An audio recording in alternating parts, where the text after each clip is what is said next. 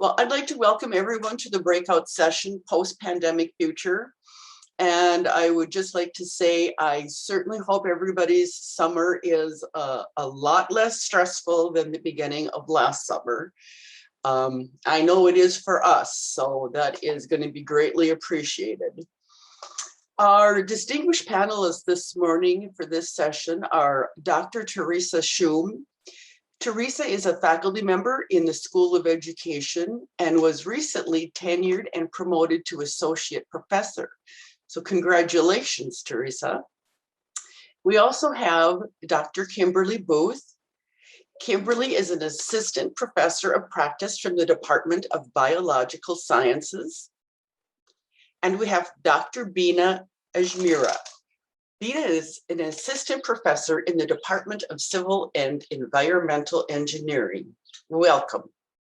We will hear from these NDSU instructors regarding some pros and cons of continuing high flex when classes return to normal or move towards the new normal this fall. So we'll welcome any questions you have after the presentation, and we will leave time for questions. So during this past year, everyone has had to adjust in some manner. Theresa, did you use any new strategies to identify and engage your students?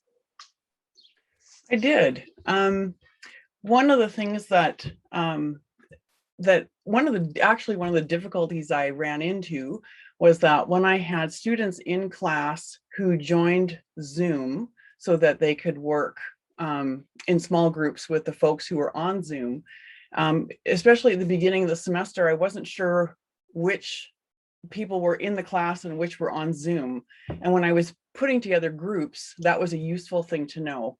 So one of the things I started doing was asking the students who were on Zoom to put a Z in front of their name, and the students who were in the classroom to put a C in front of their name. And then when they go in alphabetical order, they kind of group up that way, and it makes it easier to put them into groups. I did that because I didn't want the Zoom people to feel excluded by asking them to put a Z in front of their name and not make it even. But eventually over time that became kind of clumsy, and when the students joined on Zoom, they just joined on Zoom, and the people in the class, I asked them to put an X in front of their name. And that did not disadvantage or distance make the Zoom people feel kind of like they were othered or extra, because I was really paying attention to that. But I also use that function for other things. For example, when I used a jigsaw structure, so I had specialist groups, who each did a different reading, and then I would put them in mixed groups where there was one person who did each of the readings. I often use playing cards to make those groups. So I would assign each student a random playing card, and then they would change their Zoom name. So they would have the number and the suit of their card. And then all the spades, for example, did the same reading, and I could put them into groups. And then later I would put them into groups by number, so that there would be, all the number threes would get together, and there were 4 different suits rather, representing 4 different readings. So changing their Zoom names was really useful for me for making groups. And I also use them for things like in some of the classes I teach, I have students from different majors, and sometimes I intentionally want to either put similar majors together or intentionally mix them across. And so again, having them adjust their Zoom name made it easier for me to make groups. So that was one of the things that I started using during the pandemic, and I'll continue to use. So you do feel that that was a strategy that's going to be helpful for you even this fall when you go back? Yeah, I do jigsaws a couple of times a semester frequently. Well, not in every class, but I will use them, and it's much easier to sort people into groups. And I did like knowing the people in class when they joined. It enabled me to avoid having a situation where there'd be, say, 3 people in class and just one person hanging out there on Zoom. that leaves that one Zoom person sort of disadvantaged. They're sort of othered. But if there's a couple of people on Zoom or everybody on Zoom, I try not to put the people in Zoom by themselves in a group. There's, either the whole group is Zoom or half the group is Zoom. And in order to do that, it helps. It certainly helped me to have a little, almost like a little cheat sheet, right, built into into the participants list. I like that, Theresa. This is one of the things I think about the advantage of having this kind of technology is the breakout rooms and the collaboration. It's a little bit more difficult when you have a dedicated system like the interactive video network where you can't group those. So I think that was a really nice positive that came out of our whole pandemic, was that whole part of that. Kimberly, she was the recipient of the 2020 Turning Point Scholarship for Innovative Use of Clickers. I know that because I helped with that whole process. So we're wondering, did you utilize that technology with your students remotely and in your classroom, consecutively? Yes, I did. So I ended up using the Turning Point Web. So previously in my courses, I used the Turning Point that was facilitated through the flash drive and integrated directly into PowerPoint. But the limit of that is that it only works within a certain radius of that classroom. So obviously that was not a technique I could use for HyFlex because it would disadvantage my students joining over Zoom remotely. So I switched to using exclusively Turning Point Web for all my clicker questions. And I used Turning Point Web much of the same way in my classroom that I would have normally for formative assessment. So, asking application questions, having the students apply what they learned immediately after learning content just to help with retention and things like that. So it's great for typical formative assessment where you can get information on whether you need to spend more time explaining a topic or explaining it differently, things like that. But I felt like it was especially important to use in HyFlex because it was a great way to kind of split up the content so that you weren't just listening to someone over Zoom for 75 minutes straight. So I felt like it was really great to help promote engagement in that way. But one of the ways that I really like using Turning Point Web is to promote class discussion. So I teach a large enrollment science education course. That's a general education course. The name of the classes are Concepts of Biology and Human Biology. So there's like 300 plus students in this class, and a lot of them are just taking the class to kind of get a gen ed out of the way, right? So something I like to do is incorporate socio-scientific issues to really show the students that they can apply what they learn. And so I present some sort of bioethical issue to the students, and they go into the breakout rooms over Zoom, or if they're in the classroom, they join that small group discussion.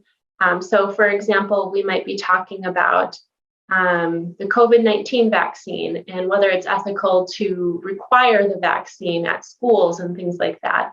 And so they go in their small group discussions, talk about the pros and cons of this particular issue. And then when we come back together in the large group, we use clickers to see how students think about this issue. Is it ethical? Yes or no? And we see how they're split up. What percentage of the class said yes or no? And then we give an opportunity for both sides to share whether they thought this issue was ethical, not ethical, things like that. And I find it really great because this is a way for students to see what everybody else is thinking and an opportunity for everyone to share their opinion, which again kind of helps with that engagement. And something I really like using it for my own purposes is for research. So I ask these ethical types of questions at the beginning of class and at the end of class. And I get to see what the impact of my lesson on this particular bioethical issue was on students' perceptions with these. So I like to use Turning Point Web, not only for the typical formative assessment, getting students engaged, but also to see what they're kind of thinking on bioethical issues. Kimberly, that's interesting. Say, I wanted to ask you, I know there happens to be a comparative question in Turning Point. Did you use that when you do the comparison, or do you just do the question up front and then the question at the end of your session? Yep, I just do the same question at the beginning and at the end. I didn't use the comparison feature. That might be nice also for your research. Yeah, I didn't realize that was a feature. I'll have to look into that. I think there is. Now, don't quote me because I know the web is a little less robust than the other. I also was wondering, did you use any of the scheduled questions after for like makeup questions, or did you not use that function? So for HighFlex, I did not. I think that using HighFlex moving forward, that will definitely be helpful to kind of help with makeups and get students to be able to answer those questions later, especially if I end up using the clicker questions for points. I didn't do them for points this year, but in years past I have, and I think that would be really helpful. Thanks. Yeah, but the tool really is a great tool just for assessing their learning on the fly too. So our next topic is Beena's course, which was kind of a challenge, but it was pretty interesting how she managed that. So Beena, can you give us some examples of how you adapted your hands-on lab course to HighFlex? Well, good morning, everyone. Yes, I'd be happy to talk about it. As in engineering and many other disciplines, there's a lot of laboratory courses that supplement or are part of the curriculum. And at the beginning of the fall semester, while everyone was trying to figure out how to take their mostly traditional classes online, which is where all the campus discussions seem to be focused, I was trying to figure out how to take 5 lab sessions of a introductory soil mechanics class to an hybrid version. And I mentioned the course because this is the only course that the students take in this particular area. And it's the first one in their pathway towards specializing in the field of geotechnical engineering. And so if the class is not engaging, they're going to be completely distracted or turned off by the course, as opposed to being excited and wanting to take technical electives in the area. So in the fall semester, I had about 90 students in the course, which worked out to about 16 to 18 students in 5 lab sessions. And I had to try to find a way to engage all of these students while giving them the option of being online or in person. Some of my colleagues across the country had the flexibility of telling their students that you have to be in person to take the labs, or everyone is going to be online to take the labs. And we're going to post recordings or videos, or the technician is going to do this. I did not have a lab technician to record videos for me. And so if I was recording videos, it was going to be my responsibility. I also thought that watching someone do a experiment is not the same as actually engaging in the experiment yourself, and or at least engaging in the process that goes into thinking about an experiment. So what I ended up doing was we installed a Creston system, which was a webcam with a microphone box and a computer screen in the classroom. And this kind of gave anyone who was in the main session of Zoom a chance to see the entire lab, all the different things that are going on, where the equipment is, and what their group mates were doing as they were walking around the lab space if they weren't in person. I also split the students into groups like I would normally do, and I made each group bring a laptop to class and connect to a breakout room in Zoom. And so every group had to connect, and that means that anyone that was online could join into this breakout room for their group and interact and partake in the decision-making process. This is still like doing the experiment and participating in the decision-making process. It are still two different feelings. And so what I ended up doing was creating an extra assignment, a blanket assignment for the whole semester for anyone who opted to stay online. So I said that if you were online, here's your additional assignment that you need to do in addition, instead of coming into the lab and doing the experiment.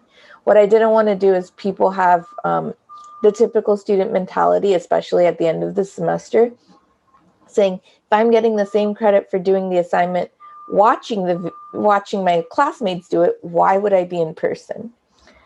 So I also got a little lazy, and I said that I'm only going to create one assignment for the whole semester.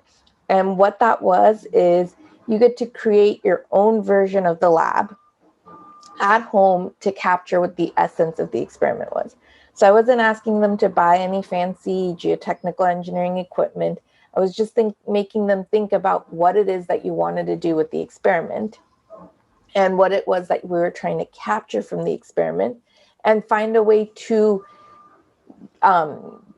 get that data from things that they have lying around the home. So I got some very creative solutions, from people using their pets to do some of the experiments to their bedroom windows, and I'm happy to chat about details. But in the process, one thing I learned is I am going to remove makeup labs in all future classes. Instead, I'm going to tell them that if you're not in the lab session, you get to come up with your own way to do the experiment, document it, and put it into your report. And I think that this gets them thinking more creatively. It actually gets them to really think about what the essence of the lab is, as opposed to doing the steps that they need to do in order to get the grade. And it also makes coordinating makeup labs so much easier. So in other words, Beena, for you, not only did the pandemic change the way you taught, but it sounds like you came up with some very innovative ways to make the students be responsible for their own learning. I think I unintentionally stumbled upon the second one, and it's been interesting. And I'm actually going to be taking some of the things that they're doing and writing some papers out of it. Some of their suggestions seemed pretty cool and ways to engage students. So I think there's a couple cool teaching articles in geotechnical engineering that'll come out of it. Well, I really like the idea too that you are going to implement that if they miss a lab, they have to make up their own assignment on that. I think that that's going to probably increase the in-person attendance rather than not showing up for the lab. I don't think it changed people's attendance during the fall semester. Those that were going to be in person still showed up in person, and those that wanted to be online still remained online. But I think it's going to make coordinating between 5 lab sessions and having, even when there's one person who misses a lab and needs a makeup, trying to get them into another lab session or hosting a separate makeup lab session is not the same. In other groups, if they're in a different lab session, they don't participate because they don't know the group members. They kind of stay off to the side and just kind of collect the data. They're there to check a box in their assignments. If they're the only ones doing the experiment, sometimes it's not feasible, and the TAs have to do all this extra work, or I have to do all the extra work to make sure that they do the experiment. And so this kind of removes some of those logistical issues and makes life a lot easier. I forget the room, that classroom you're in, is that equipment stationary or is it mobile? It was mobile, which was really nice. It was also the functionality of the webcam was also that it would zoom to different parts of the lab depending on where the activities were. And it was just set up to automatically zoom. So it could follow, like for me as the instructor, it could follow me around the room if everyone stayed very still or if I had it just kind of focused on me. So will you be using that same method to teach again this fall, or will you change the way you utilize that? So I will keep the same functionalities. I liked the main session in the Zoom, and I did like the option of having students be online if they wanted to. I won't be converting the course to a hybrid version because of ABIT accreditation requirements, and so that's a much more involved process. But as the instructor, the camera in the classroom was a great way to kind of make sure the students were following all the procedures. It definitely reduced, lab safety violations, reduced students goofing off on their cell phone in the classroom. It made the experiments go a little bit quicker. It's just they knew that I could see it. It also meant that I didn't have to be in the lab physically while the TA was there. I could go away to my office and still be able to see everything that was going on in the lab from my computer. Or I could be traveling and I could see everything that's going on in the lab. Or if there's an issue, I can very quickly just hop in and say, hey, that's wrong, stop it, before someone gets hurt or something breaks. And I didn't have to run down to the lab to check that or miss it while I had stepped away for a little bit. Theresa, did you or Kimberly find anything that you had done because of the pandemic that you found positive or maybe not so much? One of the big changes I made that I had been gradually converting to going paperless, and I had made that transition completely for the assignments that students submit some time back. But for in-class activities, I still sometimes brought paper for them to work from. So for example, I might have my students make concept maps, and I have stacks of cards that are laminated, and then some of them are laminated blank. Students can write their own, and they would physically make concept maps, either by you can use magnets to hold them up to the whiteboard and then draw lines between them, or just lay them out on a table and talk through the process of how these different concepts relate. But in the pandemic, I couldn't do that anymore. I really had, it just pushed me. And so I had students use software like MindMaker or bubble.us, free software that they could use to make maps. And I also made great use of Google tools. So I use Jamboards a ton for to have people brainstorm for ideas or just come up with examples. I used a lot of Google Slides where each group would be assigned a slide, and I would walk around the class, but I would also monitor the whole stack of slides and see what each group was producing on their slides. And so I had two ways to kind of keep touch, to monitor their understanding and their progress. And I used Google Docs frequently. There would be questions for them to answer. I used surveys in class, kind of as a wrap up or as an opener. I found myself using Google tools a ton, and I made the complete transition to being paperless, and I will keep that going forward. Kimberly, did you have anything that you had found that was positive or maybe not so? Yeah. So I'll echo what Theresa said, that I was also in the process of moving as paperless as possible. So a lot of the things that she mentioned, I also used. Another one was Flipgrid. which I used as like an asynchronous video discussion to really help promote that engagement and sense of community in our asynchronous students. But in regards to the question of were there any benefits? One benefit I didn't see coming was the utility of the chat. So I really liked using the chat feature on Zoom to help gather those informal discussions or comments that I wouldn't normally get from students. And at first I thought that might be kind of distracting for the students. But what was happening was that students would use the chat to share how they applied what they learned in the classroom that they wouldn't have normally just raised their hand and told me.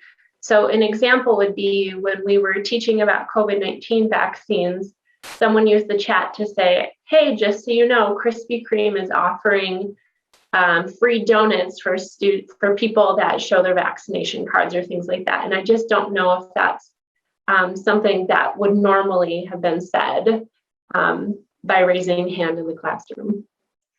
So in the remaining few minutes, do we have any questions from anyone?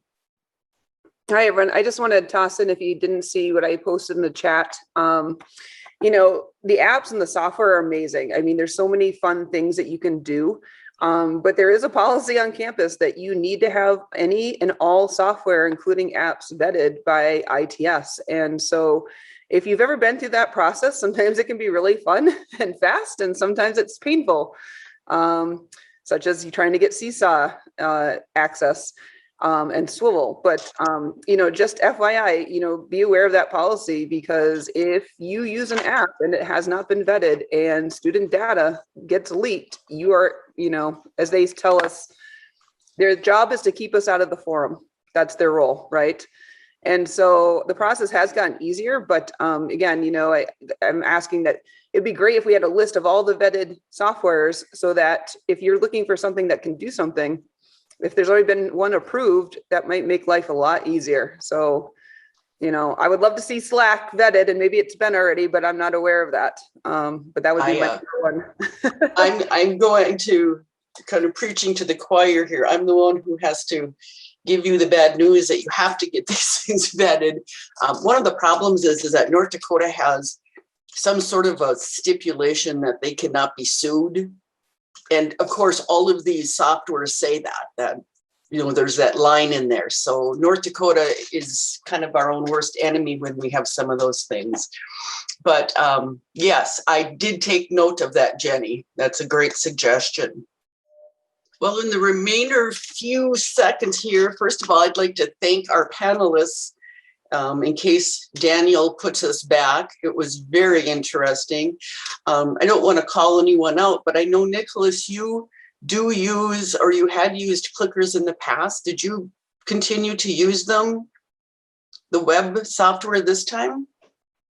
So I hadn't used clickers, but I did use the Turning Point web, so that students could use whatever device, and most of the time it was their cell phone, and then laptops.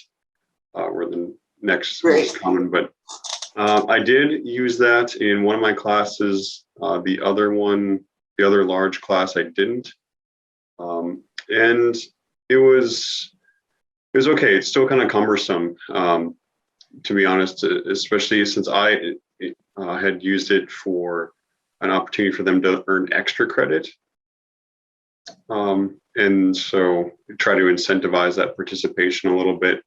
But also to do it in a timely manner, it's tough, because if you put a limit on it, so like let's say it's open for a day and then it closes, you can't reopen it for individual students. Like it's kind of all or nothing, which is why I made it extra credit. So it's a little bit higher stakes, like you either did the extra credit or you didn't.